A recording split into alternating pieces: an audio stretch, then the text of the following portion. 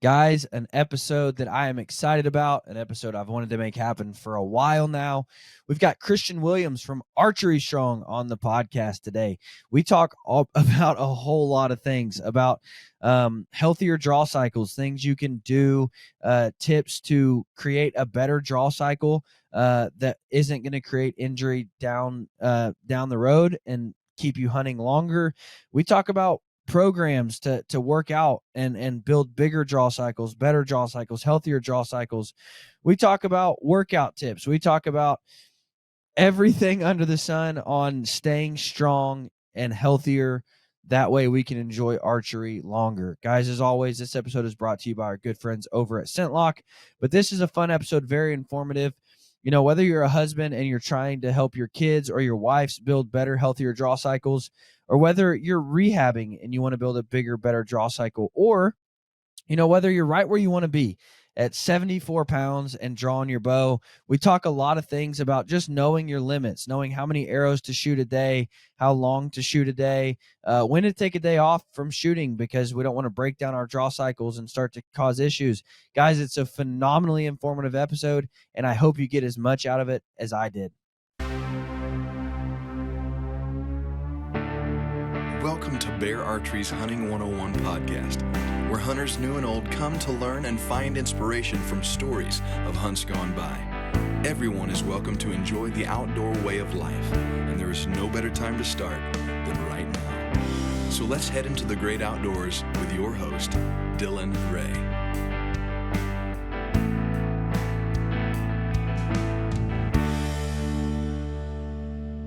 Guys, there's one fabric that if you're not wearing, you absolutely should be. It's a magic fabric. It changes everything about the way you layer, everything about the way you dress, everything about the way you hunt, and that is Merino wool. I couldn't even begin to tell you all of the benefits of Merino wool, and I'm going to miss some for sure.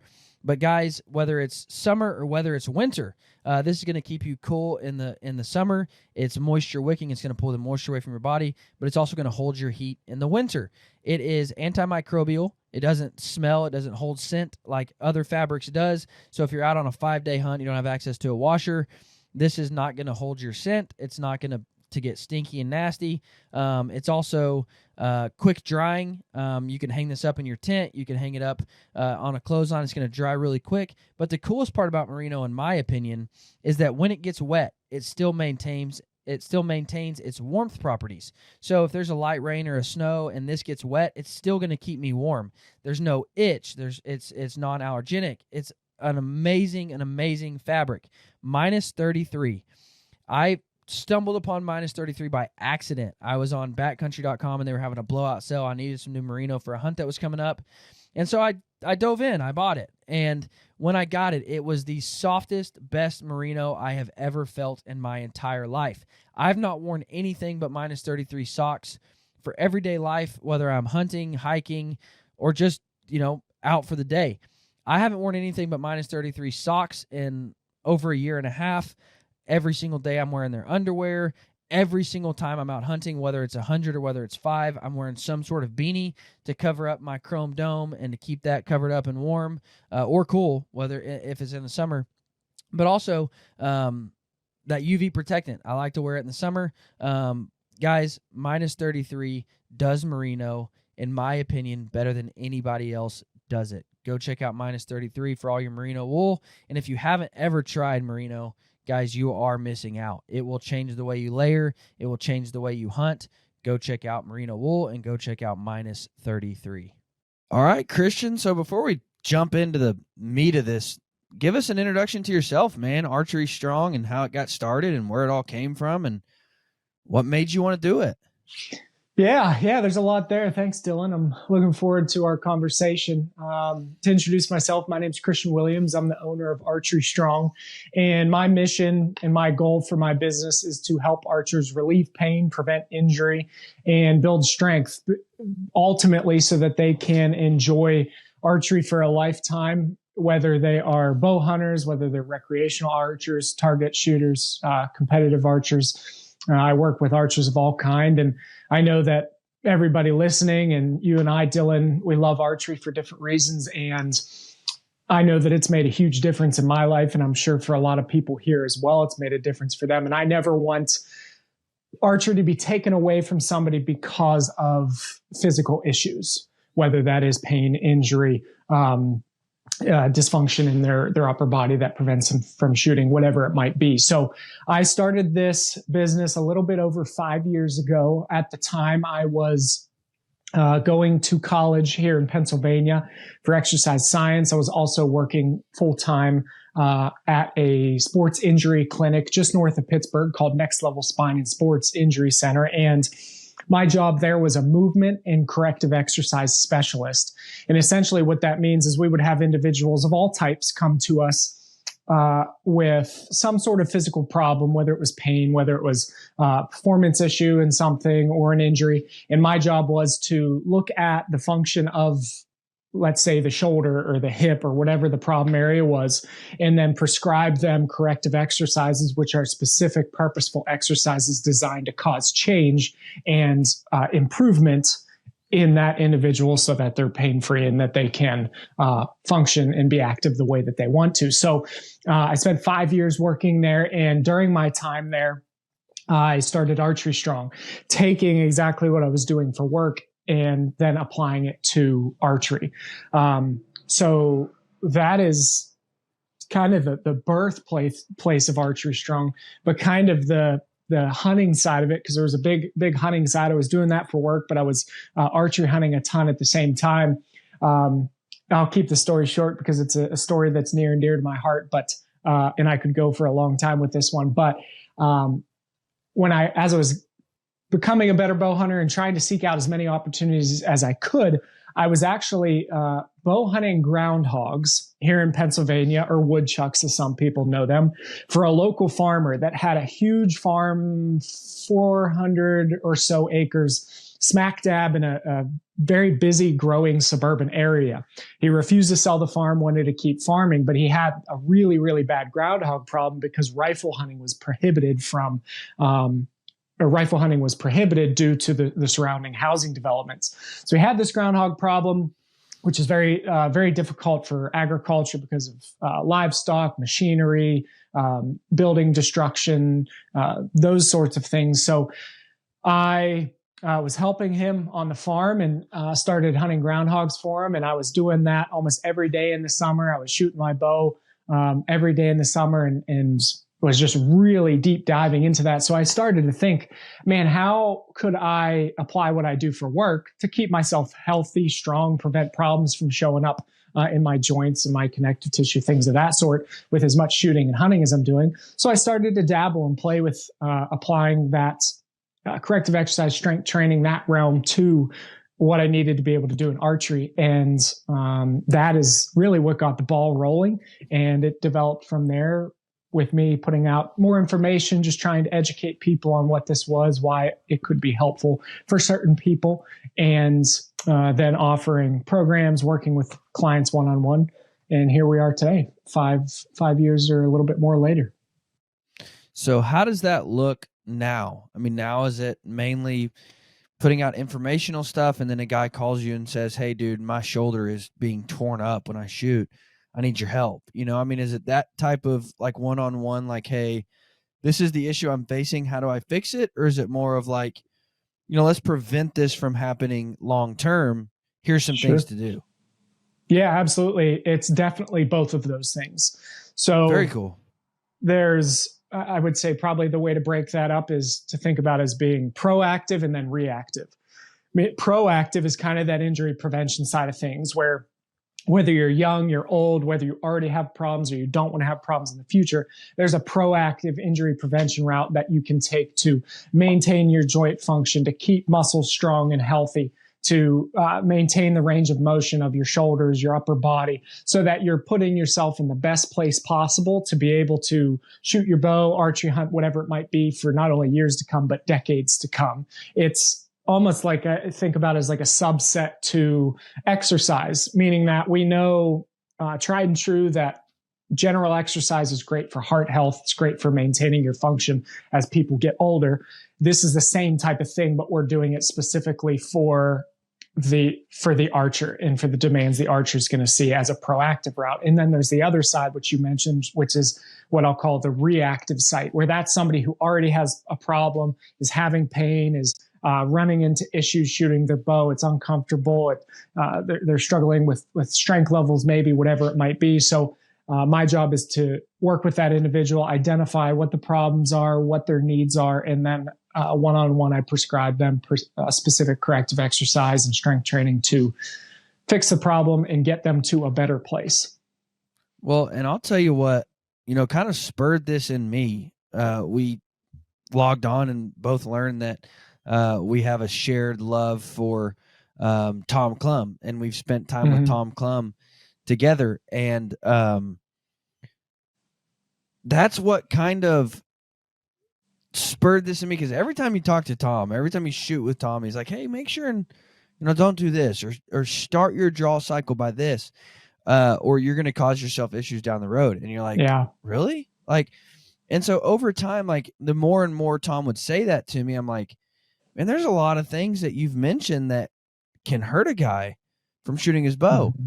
And that's why there's so many guys, who are not even that old, in their late 50s or early 60s, and they can't shoot a bow anymore. And that's just, I can't imagine having to stop bow hunting at age 50. Yeah, absolutely. And so one of my other traditional archery mentors, his name is Harv Ebers.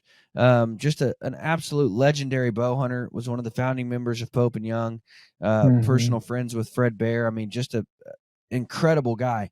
And I remember the first time I ever met him, I said, so do you still get to hunt? Because he's in his 80s. I said, do you still get to bow hunt? And he said, shot a doe last night. And I was like, all right, well awesome. Then.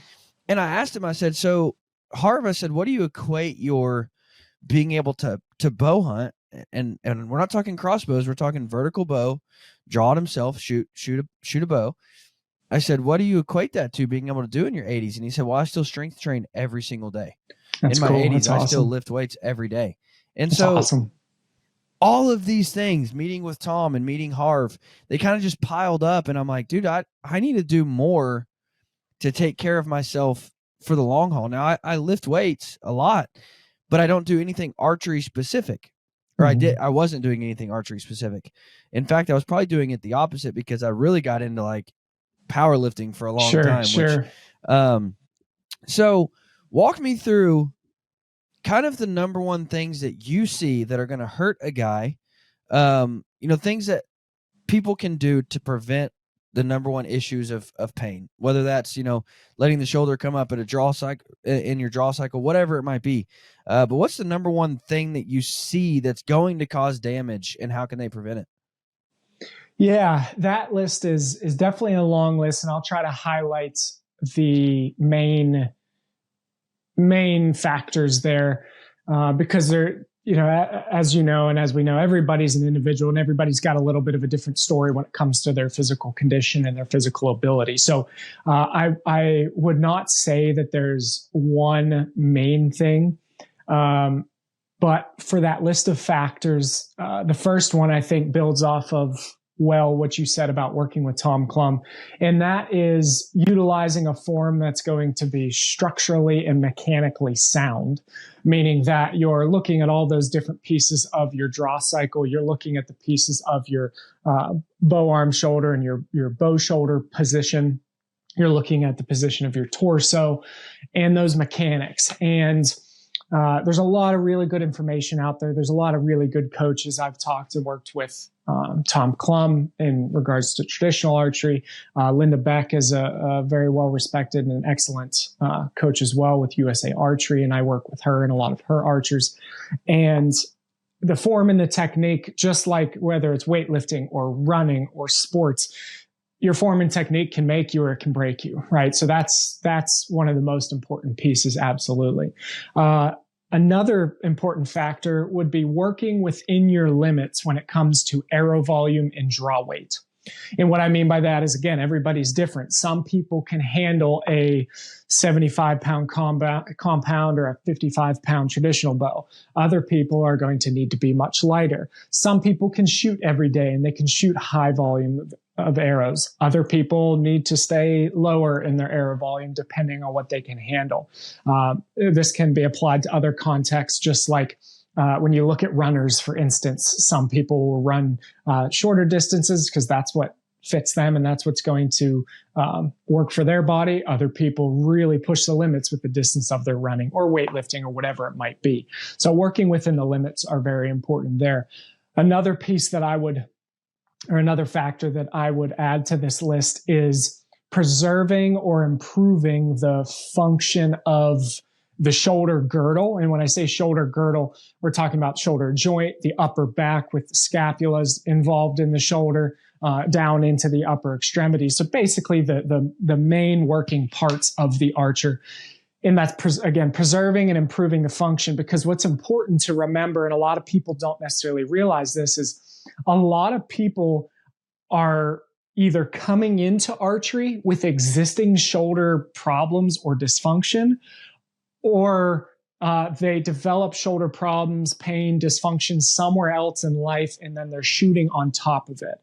So when people will think about pain and injury in archery, they say, well, I've got good form and I don't shoot too heavy of a poundage, and all those things are great. But let's say you have an old injury from work or an old injury from sports or from lifting weights or whatever it might be.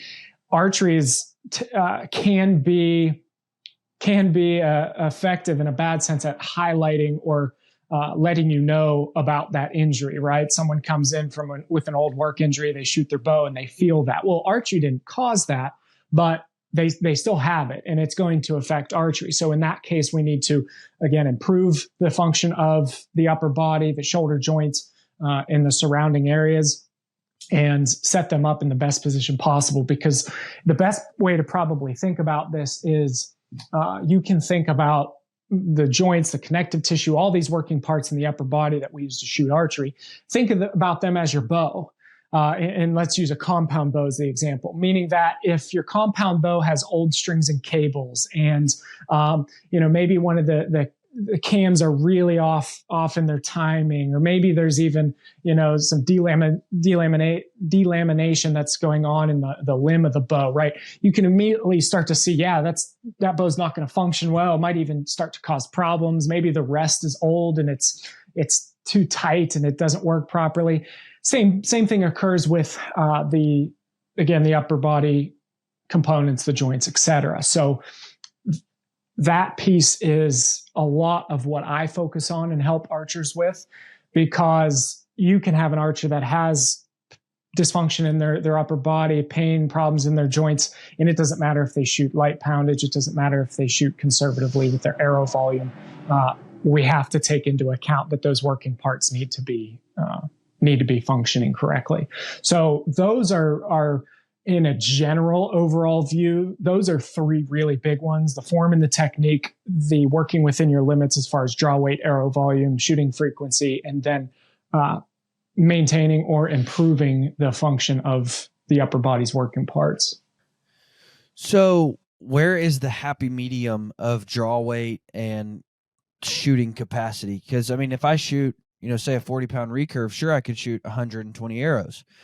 Whereas if I bump it up to 50, maybe I can only shoot 50 a day, sure, before you start breaking down. And by breaking down, I mean, sure. And you can certainly correct me if I'm wrong, because you're the doctor here, but I don't want to get to the point where something hurts before I go, oh, I should probably quit shooting for the day. Right. But when things start getting sloppy, you can feel yourself starting to shoot bad. You just have to know. And it's hard, because I love to shoot, man. I'll shoot 100 arrows a day, every day. But you have to know, man, I'm starting to break down. I'm getting to the point where I'm not shooting good anymore. Absolutely. So where is that happy medium, though? If I shoot a 20-pound bow, I can shoot as much as I want all day long. But where is that? What are you looking for in that? Obviously it's got to be legal hunting weight if you're going to hunt with that weight. Sure. But where is that medium for you? Sure. Yeah, it's a great question. And I'll start off by saying there's definitely no one size fits all, because there's going to be a happy place for draw weights that's different for almost everybody. And then we stack arrow volume on top of that. That's going to fluctuate shooting frequency. So I know it's nice to be able to give that, like, oh, you want to be here. Right. with this poundage, with this amount of arrow volume. But I just can't give that answer because it does change so much. However, I can definitely offer some thoughts that kind of fit into that. And I will start by mentioning a great thing that you said. I think you said something along the lines of, you just have to know. And what I would label that as is awareness of how your body feels during shooting. Are you breaking down? Are you getting sore? Are you starting to feel achy? And then after shooting as well, later that night, the next day, the 2 days after, just being aware of what you feel in your body and making adjustments or decisions based on that.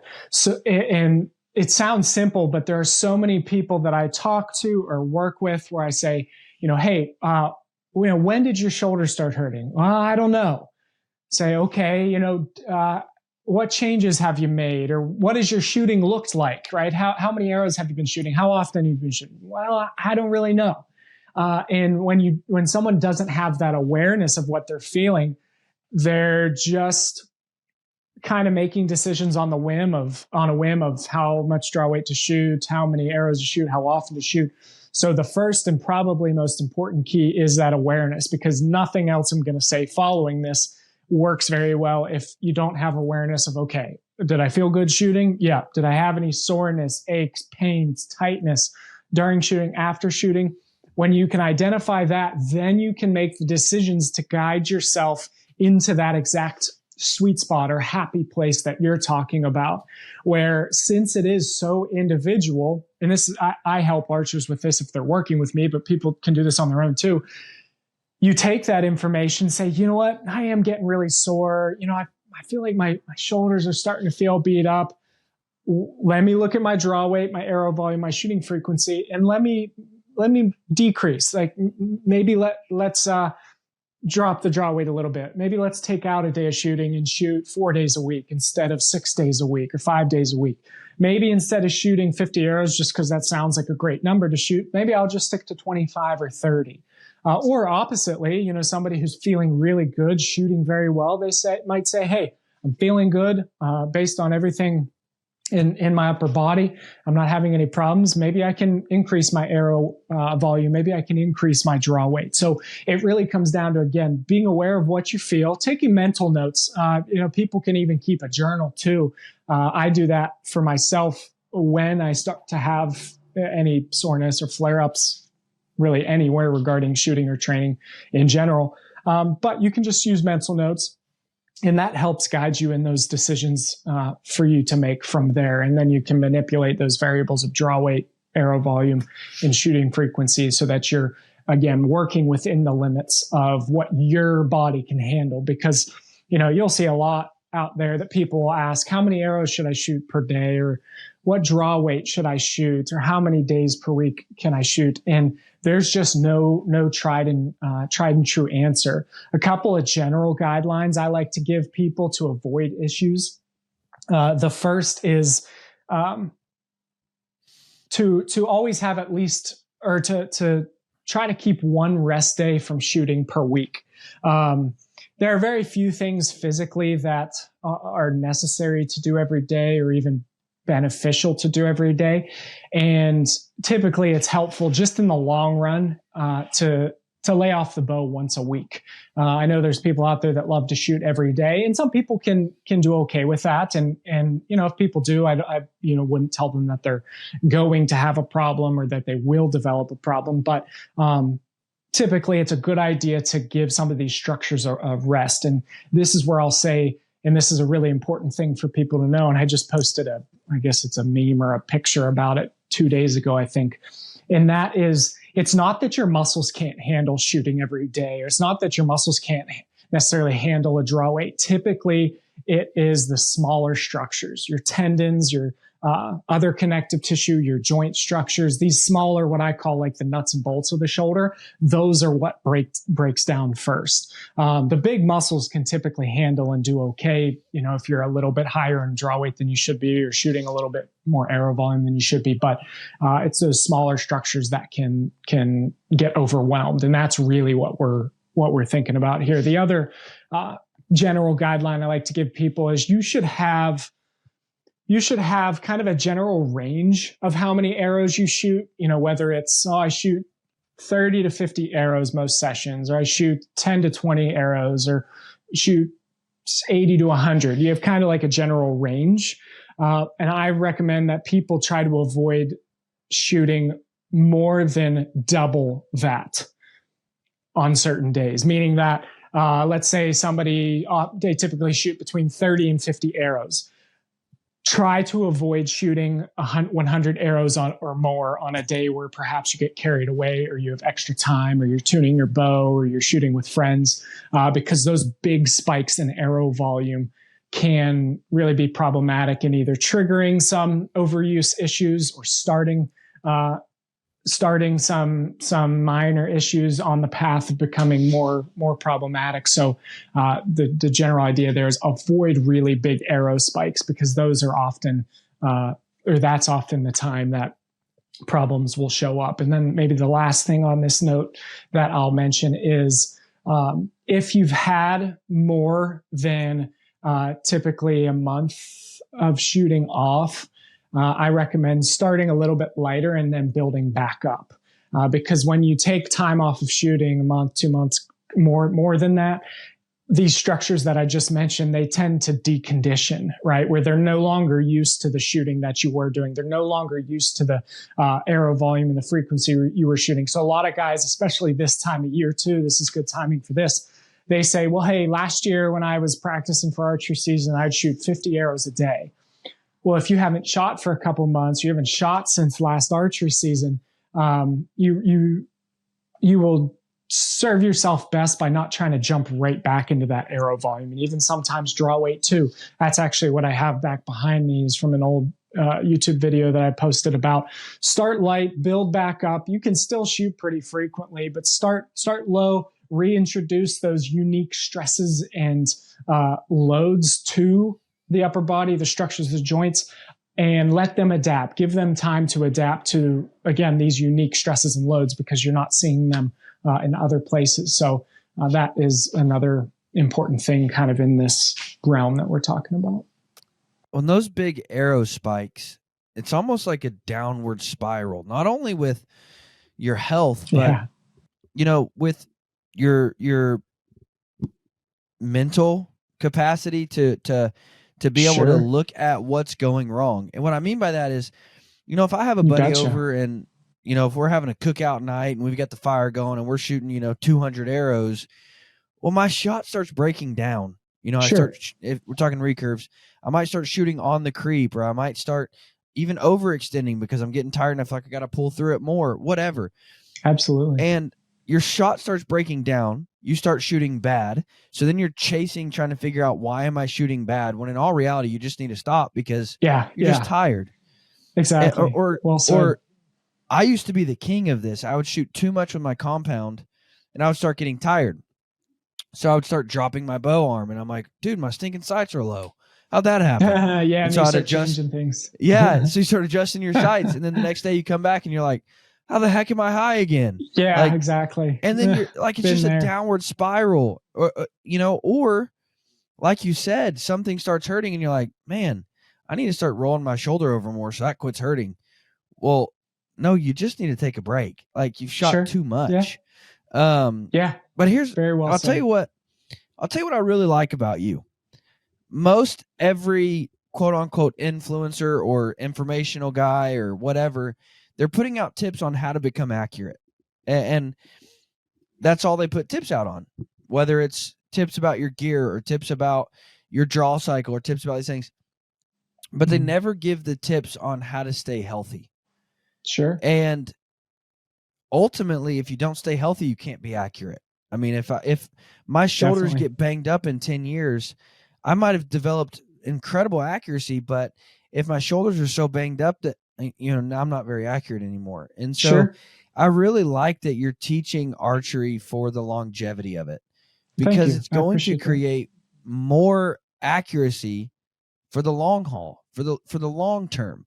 Because I don't know what I would do if I had to be done hunting at 55, or if I had to switch to a crossbow or a rifle. I don't know what would happen. too. So I really, kudos to you, man. I also want to say, I appreciate that. Kudos to you, because I'm a preacher of like, find what you're passionate about and do that. So many guys are like, Dylan, how can I make it in the industry? How can I, I want to start a YouTube, or I want to do this, I want to do that. Find what you're passionate about and chase after it. Because if you're not passionate about it, you're not going to do it very long. You're not going to put out the best content. You're going to burn out on it. You're going to not be authentic in it. And so I like that you found not only a niche in the industry that needed to be filled, but obviously you were passionate about it. And so, man, again, kudos to you, bro. I appreciate what you do, and I think it's awesome. Yeah, thank you. I appreciate the encouragement and the kind words. I wanted to touch on both of what you said. And as far as you had mentioned, I don't touch too much on accuracy. And, that's largely because it's not necessarily my wheelhouse, right? Where there's a lot of really good, accurate archers out there. And there's a lot of information on that. And I let the people who are really solid in that area speak to that. I'm still learning. I'm still improving as an archer. I'm still becoming better. I'm not a world-class archer. So, it's not necessarily my realm. And then my focus on the longevity of archery comes from kind of that second point that you mentioned, in that it's what I'm passionate about, because you just said it perfectly.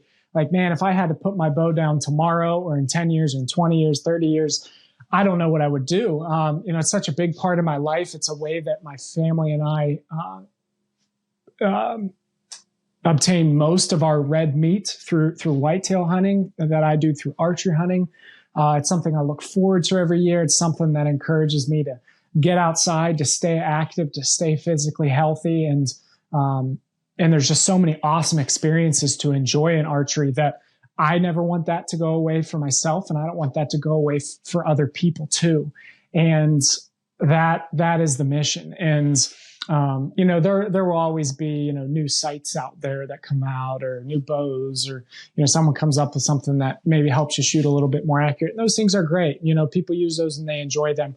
But when I'm looking at archery as a whole, for me, and I know a lot of people listening, it's a big, big part of our lives. And as I mentioned in the beginning of this podcast, there's unfortunately a lot of things that are kind of pushing against hunting, as whether it's lack of access, or difficulty getting permission, or perhaps the cost of equipment for some people, or, starting to see a little bit of changes in seasons and animals that certain people don't want to be hunted, and all these different things. There's already enough things that want to limit us in hunting, on top of just being busy, right? Just being people trying to make a living and trying to spend time with their families. That this is one area, this health and longevity area. It takes work, but it is the one area that we have a lot of control over. I can't always do a whole lot when legislation comes up to change certain seasons, or I can't necessarily do a whole lot when the landowners around me don't want to let me hunt. There's just not much I can do there, but I can do something with my health and maintaining my ability to shoot a bow and feel good shooting a bow. Well, so not only that's but one thing that Tom said, and I'll never forget this a day in my life. And I've told everybody I've ever helped coach shooting or get started in archery, I've told them this: don't worry about downrange. Like, don't worry about how your arrows are stacking, because there's so much down there that you can't control. Like, if you're talking hunting, you can't control if the deer jumps, ducks, runs, moves, spins. You can't control anything that happens down there. You can't control how windy it is. However, I can control everything about what my body does when I'm drawing, when I'm moving, when I'm anchoring, when I'm pulling through my shot. I can control all of that. So rather than focusing so much on accuracy and how I'm grouping, or how I'm stacking them in there, or if I focus on what I'm doing, that will come. Like that will happen. Definitely. But I can control everything that I do, but there's so much down there that I can't control. So work on you, and that downrange, that'll come. That'll happen naturally when you focus so much on you. Yeah, and Dylan, I'd say that's a life lesson, man. It's so easy to look downrange, look around you, and think like that should change, this should change. And I'm learning this lesson now, but it's a lot of time. It's like, what can I change? What can I do better? Yeah, that's right. And it's humbling. It's tough. It takes work. It's not always fun, but I think the thing that supports all of it is that big why, that why underneath.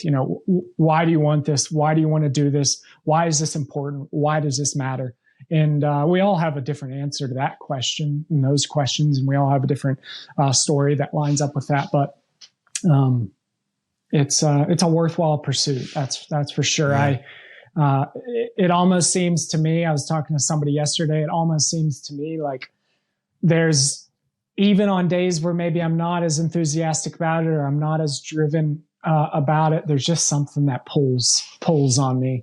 And there's just something there that just knows that that's what I want to do. That's what I should be doing. That's what people have done for all of history when it comes to archery and hunting. So it's a worthwhile pursuit. Absolutely. Guys, I don't need to tell you about the Blazer Vane. You're probably familiar with the Blazer Vane, and you're probably familiar with Boning. Boning has been around forever. It's a name you can trust. They sell products you can trust. They have everything that you need to build your own arrows. All of the jigs to fletch your own arrows, all of the vanes, all of the wraps, numerous types of vanes and wraps to build any kind of configuration you want. They also have some really cool Fredbear branded products with their Fredbear camo wraps and their Fredbear flannel wraps. Something that's really cool about that Fredbear flannel, that's actually a photo that was taken of one of Fredbear's flannel famous shirts, the red and gray and black that he always wore. That's actually a photo taken of his personal shirt and put on a wrap. It looks really cool, especially on some traditional arrows. But my very favorite configuration, and this is coming from an arrow junkie that's tried out all different kind of vanes and all different kind of configurations. I have found that this configuration stabilizes pretty much every arrow. It's whisper quiet. They fly fantastic. The 3-inch Bronco vane in a 4-fletch absolutely flies like a dart, whether you're shooting mechanicals or big fixed. This is going to be a fletching configuration that will work. Again, whisper quiet, long range accuracy. I love this configuration. This is on every single one of my compound arrows. They just work. Guys, I would highly encourage you to check out Boning, not just for the Blazer vane, but for the Heat vane, for the Broncos, for the X vanes. Everything that you need to build your own arrows is right there on Boning's website. They've been around for ages, and I promise you, if you order from them, you're going to get products that you can trust. So I took, last year I took national champion strongman Joey Zapmary on a hunt. And we were working out before we went to leave to go on the hunt. And he has a big YouTube channel, so he was videoing our workout. And he said, cool. He puts the camera on me. He says, "So why do you work out?" And I said, "Well, that's easy, because I want to hunt. Like that's a no-brainer for me. I work out because I want to be more successful on the mountains, in the woods. I want to be able to draw more bow weight and hold it more effectively and more stable. And that's why I work out."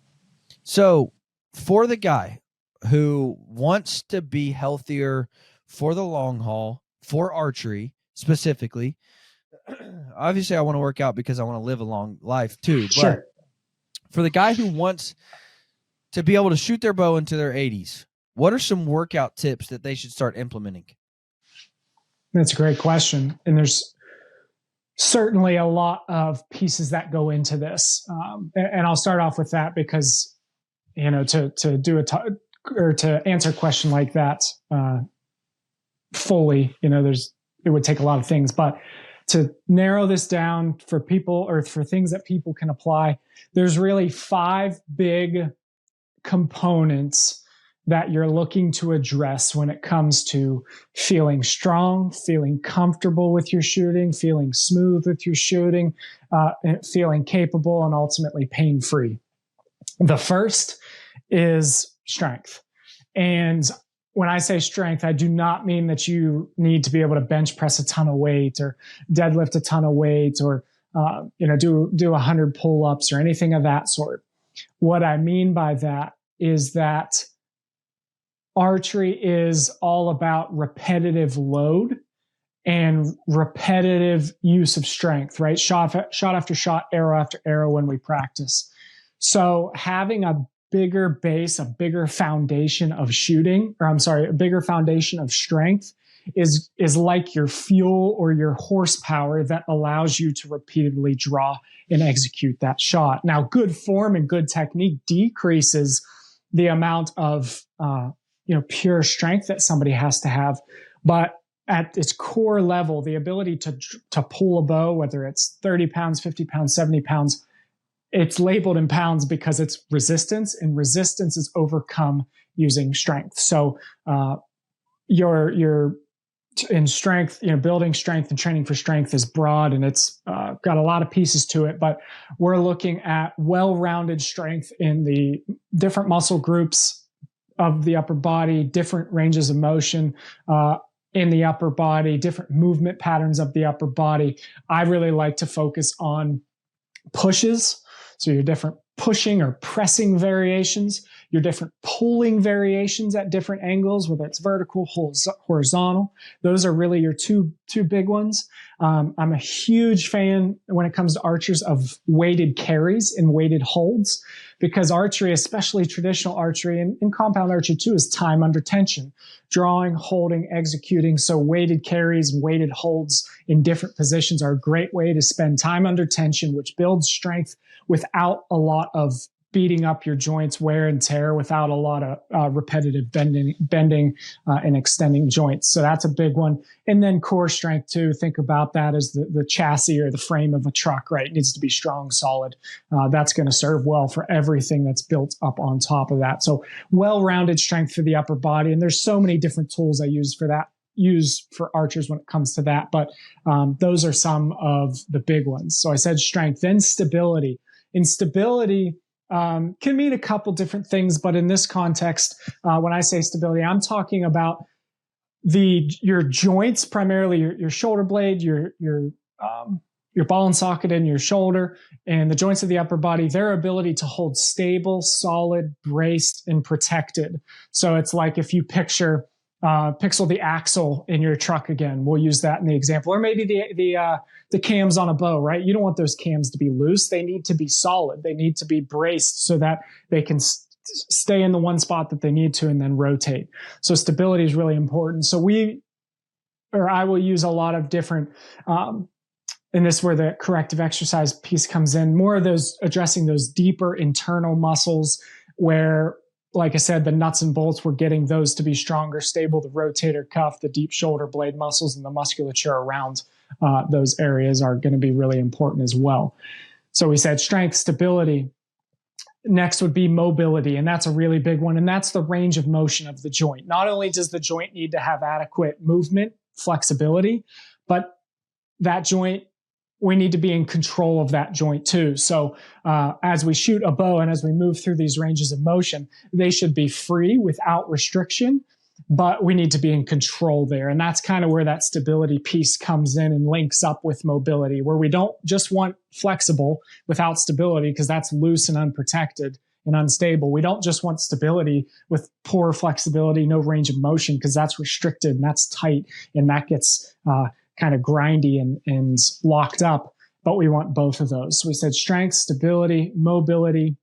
Another one is stamina.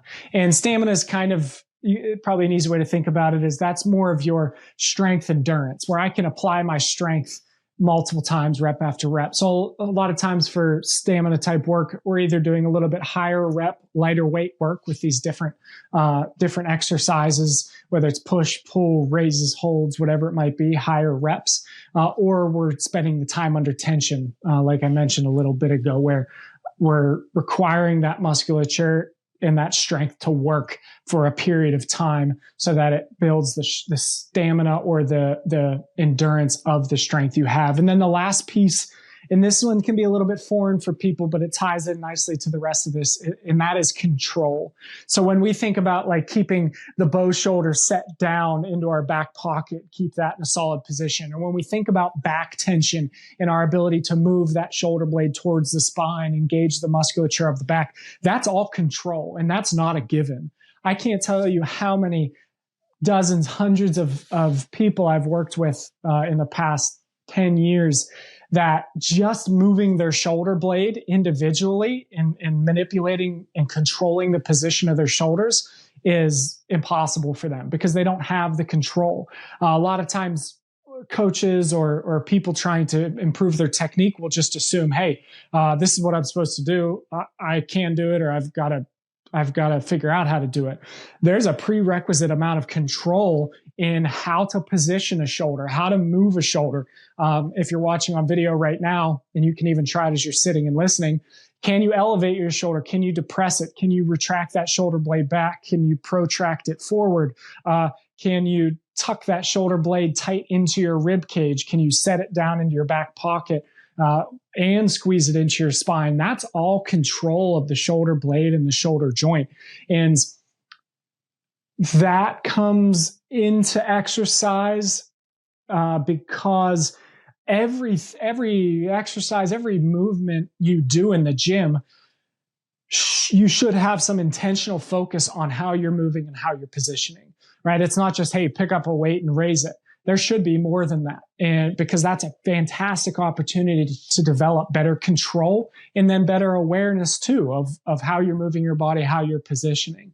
So when you have those opportunities and you have that focus in your weightlifting and your exercise that you're doing, that same concept is going to transfers wonderfully to shooting. If somebody can position their shoulder blades when they're doing different rowing or pulling variations, they're much better off when they go to draw their bow because they know how to engage the back. They know how to move that shoulder blade to get into that back dominant draw, that back tension like position. So that fifth component is control. So I laid out kind of the big components that I focus in on and tried to layer in there some different kind of general tools, general exercise types at least. And there's certainly, like I said, more that goes into that, but hopefully that paints a decent picture, at least to get a decent grasp of that. Yeah, absolutely, man. And I will say, I've been through my fair share of, I want to learn how to do this. I want to be as strong as humanly possible. I want to be as fit as humanly possible. Sure. I've been through those stages. Me too. And now it's kind of at the point where it's like that I just want to hunt forever. So, more of like focusing on, less of, all right, let's crush a 5-3-1 workout where we're going to end up deadlifting 400 pounds as many times as we can or whatever. I mean, let's focus on longevity for hunting. So if somebody says, Dylan, I don't care to be the next Cameron Haynes. I don't care to be the next Arnold. I don't care to be the next, I just want to hunt for a really long time. Yeah. What are the rep ranges and workout structure that you might, and I'm not asking you to give all your secrets because you obviously want to sell your programs, but what are the kind of structures that you would give them? 4 days a week, 5 days a week, push, pull, legs, 12 to 15 reps, what kind of structure would you give them there? Yeah, that's a great question. So I'll answer this in kind of the same fashion where I'll try to be specific in some areas, but give a general overview because there's not necessarily just one right path. But for what I like and for what I found successful for working with hundreds of different clients is personally, I like the split of a 3-day split. I like a lower body day, which is going to be your squat, lunge, hinge types of movements, a lower body focused day. Sometimes if people can, sled pushes, rucks, things of that sort. So lower body day. Second day is a push-pull day. So kind of think about that as your upper body day, that push-pull as a primary focus, and then maybe some accessory stuff on top of that. And then the third day is a core and carry day. So addressing the core and then those weighted loaded carries, because those loaded carries are so applicable to life, to hunting, to just overall general wellness and fitness for a variety of reasons. I posted a video last week, I think, about 13 reasons why to do a farmer's carry, which is just holding weights, heavy weights, moderate weights at your side and walking. And it's everything from it's the best workout ever is what it is. It's everything from core involvement to leg strength. You get a cardio response if you go long enough, hard enough. Grip strength. You get grip strength. You get just about everything there. And again, it doesn't get much more applicable to life. I don't like the word functional because that's been destroyed by the fitness industry. But I think about, okay, what do I do most often in life? What do people do most often in life? Well, a lot of times they carry stuff. If I even think about my day already today, I carried two big steel buckets of chicken feed out to my mobile chicken coop today. I helped my wife carry some bags to her car. Later on, I'm going to go get a couple gallons of milk from my local dairy farm. I'm going to carry, it's so applicable, and it's so useful in life. So like I said, lower body push pull with some extra upper body stuff, and then a core and carry day. Intermixed with that, it's absolutely important to have some sort of cardiorespiratory exercise. So that's for your heart health. That's for your overall well-being. Personally, I really like pushing a sled and rucking with weight on my backpack. That's super applicable for hunting, and then life too. If you're carrying a baby on your back or whatever you might be doing. But some sort of cardiorespiratory fitness is very important too. And that sometimes those can be done on separate days. Sometimes it can be sprinkled in as a fourth day, or there's a variety of ways to include that too. But personally, that's the path that I like and I recommend to people and I use with most people. And I really like to follow along those same lines of what I mentioned a minute ago, is what's going to be most applicable to my life. Because like you just said, I want to be able to hunt forever. And that's my goal. That's my goal too. And you added this, and I'll add this too, where, I want to be able to play with my kids until, I'm old, and grandkids. And I want to be able to do my chores outside. And I want to be able to enjoy all the adventures life has to offer. So I asked myself, okay, what is going to best serve that goal? Well, like you said, right now, do I need to deadlift 400 pounds? I used to do that. I don't do that anymore. Just for me, it just doesn't really quite make sense. Do I need to do 100 reps of a bench press? No. To me, I rather do some other things that are going to support longevity a little bit better and overall function a little bit better. So I'm looking at working with moderate weight most of the time, moderate rep ranges at this point. And this is always subject to change at this point with this goal for myself. And I would recommend to other people, I'm not getting super low in rep ranges, and I'm not getting super heavy. And I'm also not getting incredibly excessive with repetitions as well. And going, you'll see sometimes people say like, oh, I'm doing lightweight for 500 reps. And is that bad? Not necessarily. Is that going to support? Is that sustainable? Right? Is that going to support you for decades to come? I think there are better options out there, and that's kind of what my focus is, and that's what I'm laying out here. Yeah, and so I'm actually kind of happy because that's a lot of what I'm doing. So I'm like, yeah, that's good. So basically how my week looks, and if you want to mimic this, you certainly can. If not, call Christian, he'll get you a real program. But I work out 6 days a week, lift weight 6 days a week. So I've got a push day, a pull day, a leg day, a push day, a pull day, a leg day. Nice. I'm similar. And just to clarify, when I say 3 day split, that doesn't mean working out 3 days a week. Typically I'll work out. Correct. Typically I'll train ballpark 5 days a week, and your body doesn't know that it's a week time frame, right? So I just keep cycling through those days that I listed out, right? And it will end up similar to what you're talking about. So go ahead. I just want to clarify that. No, you're fine. So like on my first push day, it's a heavier, like you said, I'm not going as heavy as I possibly can. Heavier vertical push, meaning military press or overhead press, whatever. Lighter horizontal push. So I would do heavier vertical push with lighter, higher reps, horizontal push. And then vice versa on the other push day.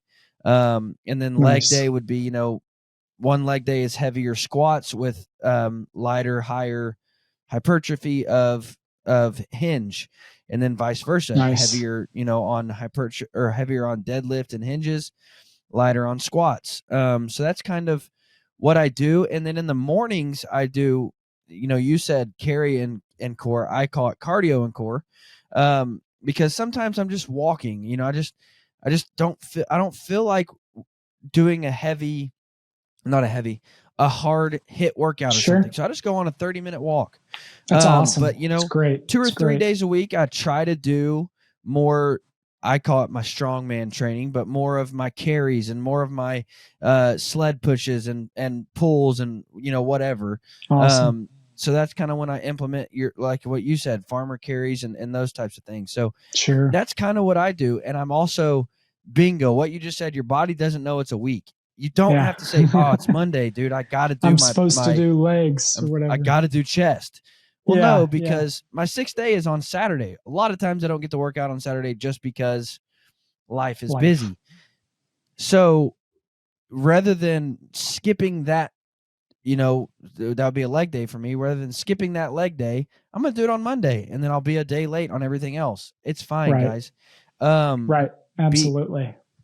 But I think the biggest thing with all of this is listening to your body. Listening to, and that becomes very difficult, I think, and that comes with maturity because, when you're 20, it's like, dude, I'm about to go crush a heavy leg day. I don't feel great, but dude, we'll get through it. Yeah. But now you have to say, man, I'm not feeling great today. So rather than trying to crush a heavy leg day, why don't we just do some carries and work on mobility work and stretch or get in the sauna, or just take a day off too. Yeah, take a day off. Now you did mention one thing, which I'll be honest, I suck at doing. I've tried to stay consistent in it, and then it's like, I haven't done it in 7 months. But anyways, stretching, because you mentioned mobility. So are you a big proponent of hunters stretching? This might surprise some people, and some people might not like this answer, but my answer is I'm not a big proponent. I do some stretching with my archers. I think some stretching is valuable for the whole body, and for archery, the upper body is the big one there. However, I have worked with enough people. I've talked with enough medical professionals and different people in that field that the dividends or the payoff that you get from mobility work can be very difficult. And what I mean by that is, in a lot of the research shows this too, where even with some really dedicated stretching mobility type work, in a lot of it, the changes are not significant. So here's where we have to look at this as a whole. I go back to thinking about, okay, life is super busy. What is going to give me what are the top priorities? And to me, maintaining heart health through cardiovascular exercise and maintaining strength levels, especially as people age, are going to take, if I'm limited on my time, those are going to take more of a priority. If you have the extra time, definitely some stretching and some mobility work is valuable. There are benefits. It is important. But when I'm thinking about when I take my average clients or the average individual I see out there, most of them, between their job, their life, their kids, whatever it might be, they may only have a half hour to dedicate to fitness. Well, I don't want them stretching for 15 minutes, half of that time, because if we look at the recommendations from different health organizations, heart health is going to be more important. It's a bigger predictor of disease and early death. Strength training and strength levels are the reason why most people become incapable of taking care of themselves at certain points, or they can't continue doing things like hunting, climbing mountains, climbing tree stands. So if we're listing this in priorities, I'm looking at that heart health through cardiovascular exercise, and then the strength training as priorities. And here's the other huge kicker, and this is super important. When people think about stretching, they often think about, right, touch your toes or sit in a straddle, things like that. There are ways to mix that in to your actual exercise, whether it's cardiovascular or strength training, meaning that if I'm doing some really quality squats, or I'm doing some really quality rear foot elevated split squats, or Cossack squats, like a lateral squat, I'm able to work and stretch some of these ranges of motion as I'm also building some strength, or even getting a little bit of a cardiovascular stimulus as well. So it's not like, man, I just have time to lift weights today. It doesn't look like I'm going to get any stretching in. No, that's not true. Man, if you're doing, like you said, some overhead work, maybe you're doing some overhead presses, some overhead carries, maybe you're doing some hanging from a bar. That's strength work, but it's also using your range of motion too. It's almost like you're getting 2 for 1. Now, I'm not going to say it's necessarily always as effective and targeted, but what I try to do with my clients and myself too is I try to write their training in a way that I'm still addressing, improving, or at least maintaining their flexibility and their range of motion if they can't designate some time specifically to stretching. Now, the other thing I would tack on to that is I'm similar to you. I'm limited on time. Sometimes other priorities take place if I can't get that stretching in as another component. So what I have started to do recently is, as a way to kind of get moving in the morning, to make myself mentally feel better, especially, but also physically as well, is sometimes I'll just do a quick 5 minutes of stretching, while my wife's getting ready for work, or while I'm looking at my email, or, maybe I'm sitting on my deck and I'm having a little bit of prayer time, or whatever it might be. I'll set a clock for 5 minutes and just do some stretching or mobility work like that, where it doesn't make it such a monumental task. If you're thinking, I got to stretch for 15 minutes, and you only do it 1 out of every 5 times you're supposed to do it, but you can stretch consistently for 5 minutes a couple days a week, or whatever fits you and whatever you can get yourself to do, that might be of value to you as well. And I'm not saying that this is the best route, or it's the most evidence-based route, but I also have learned with working with so many different clients that you have to be realistic.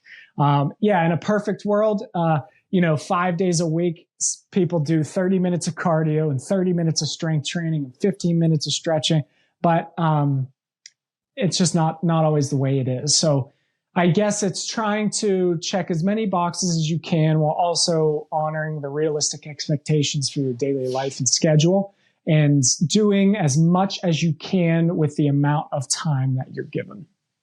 Yeah, that's right, man, because I've got one rule. Because I said I train so that I can hunt. So during hunting season, I don't get to train much because I'm not going to miss hunting to train. Like, I'm not going to say, right, oh, dude, I can't go out to the evening set. I got a workout to do. Like, no. Yeah.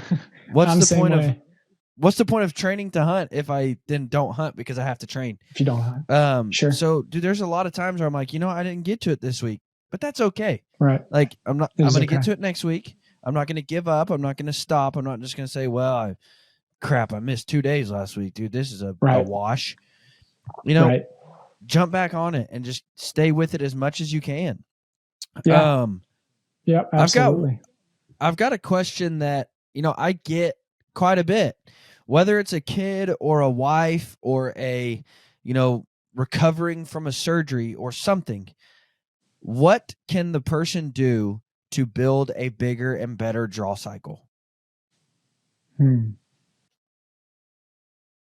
you want me to answer that from the perspective of coming back from an injury, or just in general? Because those are two different answers. Yeah, let's look at them both. But primarily, I get the majority of the question for kids and wives. I mean, my wife is at 43 pounds. I would love for her to shoot 50. That type of question. How can I, or, my kid has stalled out on 37. What can I start getting them to do to get legal draw weight? So yeah, I shouldn't say, because I don't know that I've ever gotten the question of like, I'm trying to rehab an injury. Sure. But I get the question a lot about kids and wives. How can I build a bigger, Cool. more effective draw cycle? Yeah, we'll focus on that because I think that will probably fit for most people listening and most people in general. So when you're looking at building a bigger, better, stronger draw cycle for anybody, but especially like you said, women and children, this is often a big question. There are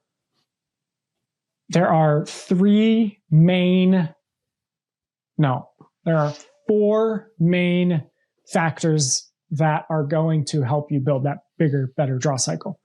And the first is time, patience, especially for a kid. Because kids will get stronger naturally as they get older. For instance, I'm sitting in my office and I'm looking over at my neighbor's house. He has a 12, 13-year-old son. I think he just started bow hunting with a compound bow last year, the year before, and he's right at that legal draw weight, maybe a little bit heavier. He could do nothing but shoot his bow for the next 5 years, and he'll be able to go up in draw weight. So there's going to be three other things I mentioned here that will help and will be important. But for kids especially, time is just hugely valuable. Being patient, let them grow, let them develop. And time and patience is going to apply to these next three things. The second thing is, I'll say the second thing. The second thing is consistency. And that is consistency with shooting your bow. So you're not going to get stronger with shooting your bow, really, if you don't shoot your bow. Now, a kid might, just because they're just naturally getting stronger as they go through puberty and they get a little bit older. But if you're a full-grown adult and you want to get stronger at shooting your bow, you just have to shoot your bow and you have to do it consistently, right? This is where I'll throw in that there's more value in shooting frequently at low to moderate volume than shooting like huge sessions once or twice a week. That's generally more beneficial for everybody, but especially when you're talking about building strength, I rather have somebody shoot 4 days a week at a moderate arrow volume so that they're getting a nice dose, but it's not too much, than shoot once a week and shoot a ton of arrows. So consistently shooting semi-frequently for what your body can handle. You just have to shoot your bow. Now, going off of the first factor, which was time and patience, just be patient, and talking about consistency, let's now apply that to factor number 3, which is progressive overload with your bow. Now, progressive overload is a fancy strength training term for just gradually building. And actually what's on the wall behind me is part of what I talk about in that video, where you want to methodically and gradually increase the challenge of your bow, meaning your draw weight and your arrow volume primarily, but shooting frequency plays in too, where if I'm working with an archer or people are taking this information and applying this, without getting too nitty gritty into details, but let's say I pick up my bow and I've got this desire to increase my draw weight and get a bigger, stronger draw. And let's say I pick up my bow and I'm at 40 pounds. Well, maybe this week I shoot 3 days, 20 arrows at 40 pounds. Next week, I might shoot 3 days, 30 arrows at 40 pounds. Following week, I might shoot 4 days a week, stay at 30 arrows, but now I've increased a day. And then the next week, I'll keep that extra day and shoot 4 days at 40 arrows. And then, hey, now I'm ready to increase my draw weight. So I go from 40 to 43, 45. But I'm going to back down on the volume and frequency. Since I just increased the draw weight, I'm going to drop down a little bit. I'm going to go back to 3 days, go back to 30 arrows, shoot for a week, feel good there. Bump up one of those variables a little bit. Keep bumping it up, keep bumping it up. Now I'm ready to increase again. So you kind of see how I'm playing with those variables. And that looks different for everybody. I guide people differently on that. But in general, you're progressively building and increasing draw weight, arrow volume, and shooting frequency, not all at once, but again, methodically. So that's ties into your consistency, because you need to be consistent doing that to allow that process to work. And you also need to give it time, because it's not going to happen in a week or two or overnight. So be patient with it. Look at it as a long-term goal, because building strength just takes time. It doesn't matter if you're a power lifter, it doesn't matter if you're an archer, it doesn't matter if you're a runner wanting to get stronger. Building strength just takes time. The research is very, very clear on that, and there's no way around that. That's just physiological fact. The fourth thing, and this is a lot of what I mix in, and that is high quality, targeted, specific strength training. So there's no substitute for shooting your bow. That is most important. Shooting it well, shooting it consistently. But we can add quality, well-rounded strength training to boost that process, to improve that. We can strengthen muscles in different ways. We can strengthen muscles in ways you cannot strengthen them when shooting. We can strengthen them from different angles. We can build up different muscles that get missed when you shoot your bow, so that we're getting more hands on the rope, so to speak, right? We're utilizing all the muscles that can help us with that draw cycle. So that high quality, targeted, specific strength training is a lot of what I'll use and apply to archers too. As again, supplemental, it's an accessory. It's meant to support and uplift. It's not a substitute for shooting. That's why I left it to number 4. But it is a great supplement that will help with that process. I started off this question in a poor way, because I want to go back. Okay. I said bigger and better. Bigger is not always better, like we talked about earlier. No. If my wife is shooting great at 47 pounds, mm-hmm. and she can shoot a long time, and she can enjoy shooting, and she can, practice perfect form, and she can place the arrows, stacking them in there. Right. I don't have to get her to 53. I don't have to move her up and start breaking down her draw cycle just so I can get her up there. Right. So there comes a point where you just have to say, perfect example. I currently right now I'm shooting a 50-pound recurve. Mm-hmm. I could take it to 55, 56, 57, 58. I could. Yeah. However, my form is going to start being sacrificed. My longevity is, I won't be able to shoot as many arrows a day. I won't be able to shoot as long in a day. I won't be able to, you name it. When it's cold out and I'm hunting, I won't be able to draw it as easy and as smooth. So there comes a point where you just have to say, I don't need to focus on building a bigger draw cycle. Now I just need to focus on building a better draw cycle. So there are bigger draw cycles and there are better draw cycles, and sometimes bigger is better. Sure. If a kid is shooting 37 and legal is 40, then bigger is better, so they can actually start hunting. But I didn't want to just say, for the guy listening thinking, well, I'm shooting 74. Do I need to start building a bigger one? Nope, you're good. So I just wanted to make that note. That goes back into what I mentioned earlier in this conversation, was knowing your limits. Knowing your limits, where, hey, if you're comfortable at the draw weight you're at, you're feeling good, and that draw weight suits your needs and serves your goals well, then you're in a great place. There's no reason to increase. Right now, my recurve is at 50 pounds as well, and my compound's at 68, I believe. I have no desire or intentions to really ever go above that. Personally, I don't see any reason I would ever need to do that. And in my opinion, from what I've seen, from working with different people, when you get above 70 pounds of the compound and you get above 50 pounds of the recurve, you're starting to increase your risk of developing a problem in the future. And I'm not saying you're going to develop a problem by any means. It's not bad to shoot more than those weights, but that is what I see as kind of the tipping point, where you have to ask yourself, going above those numbers is slowly going to start to add to the increase of when you're 50, 60, 70 years old, having a potential problem. So, that's where you again ask yourself, what are my limits? What are my goals? Does this serve me well? Does this fit for what I need to do? So that's a good note that you made. And what's better? to be able to stack arrows in with a 43-pound recurve, stacking them right where you need to hit the deer, or trying to shoot 50 and you get shaky and your form starts breaking down and you're not as accurate anymore. You know, Definitely. Fred Eichler shoots everything in North America with a 43-pound recurve, so it works. Yeah. So you just have to ask yourself, like, what's more beneficial? To be able to sit there and stack arrows in, you know, say at 70 yards with a 68-pound recurve, or to crank it to 74, and then you start getting sporadic and you start getting sore and more tired. And so it becomes pretty clear which one's more the better advantage. So, Christian, where can they find more about Archery Strong? If they need help, they got a problem, their shoulders are causing issues, or they want a workout program, or they want, to work with you on a rehab issue. Sure. How can they find everything about Archery Strong?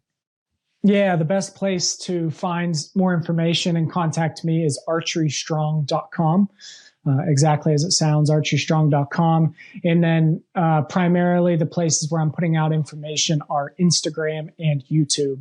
Both are Archery Strong there as well. So my main goal is education, is providing valuable resources. I'll be very clear. I'm not here to look cool. I'm not here to, to grab a lot of eyes. I just want to help and assist the people who need help or find value in what I'm trying to do. So don't hesitate to reach out. Don't hesitate to search for more if you're interested. Guys, there's not many things that I'm going to tell you to stop and do right now. One of those things is to stop and go join Pope & Young right now. It's $45 for the entire year to be a member of Pope & Young. And what that does for you is that helps to ensure your rights as a bow hunter. Pope & Young is constantly fighting for your rights as a bow hunter. They are the national bow hunting organization in North America. They exist to protect your rights as a bow hunter. They are all the time going before state legislators to fight for your rights and to continue protecting your rights as a bow hunter. The record book exists in the first place because somewhere between us and the Indians, people had lost sight that bow hunting was a lethal way of harvesting big game. And so Glenn St. Charles and his group of cohorts, they started the record book so they could take it to different states and show that bow hunting is, in fact, a ethical way of harvesting big game. So guys, don't get caught in Pope & Young only being a record book. They are your voice for bow hunters, and there's power in numbers. So I would highly encourage you to join today because we need to stand together to protect our rights. Also, what you might not know is if you've bought a Bear bow, you can go and register that bow, and you're actually going to get a free Pope & Young membership. Bear Archery is such a believer in the mission of Pope & Young and what they stand for and what they do to protect our rights that they are going to buy your first year's membership. So if you've bought a bow, go online and register that bow, and you're going to get a free year's membership to Pope & Young. But guys, I would encourage you, stop right here, right now, and go join Pope & Young because we have to protect our rights as bow hunters. Guys, if you're not following Archery Strong, there's something wrong with you in the head. So head over and follow Archery Strong on Instagram, YouTube. Check out his website. He puts out phenomenal content. Don't let him downplay that. He puts out incredibly well-informed content. It's not content that you're like, well, is that accurate? He puts out very informed, very professional content that will help you build bigger draw cycles, better draw cycles, healthier draw cycles, better workout programs, all of it. So go check out Archery Strong on social media. But guys, thank you so much for listening. You guys have a fantastic week.